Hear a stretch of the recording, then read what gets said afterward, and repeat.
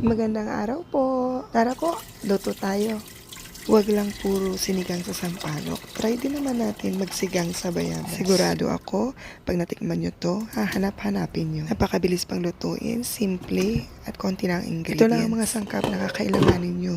Siyempre, ang baka, buto-buto para mas malasa.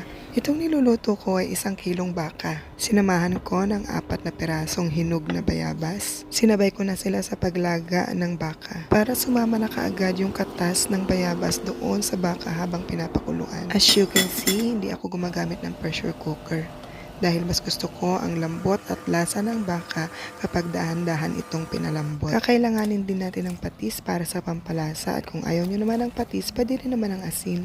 Naglagay din ako ng sitaw at ng green chili para mayroon ng gulay.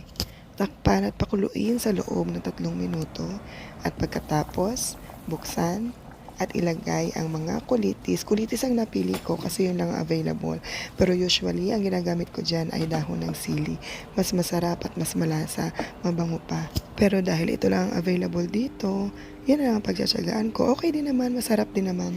At pagkatapos ng 1.5 oras na paghihintay, natapos din at naluto din ang aking sinigang sa bayabas na pagkabango-bango humahalimuyak sa buong bahay. Oo nga pala, kung gusto ninyo mag-add ng mga pampalasa kagaya ng beef cubes, magic sarap, or anything na gusto nyo na pampalasa, pwede naman. Ako, pinili ko lang na hindi lagyan dahil malasa naman na yung baka dahil matagal itong pinakuluan.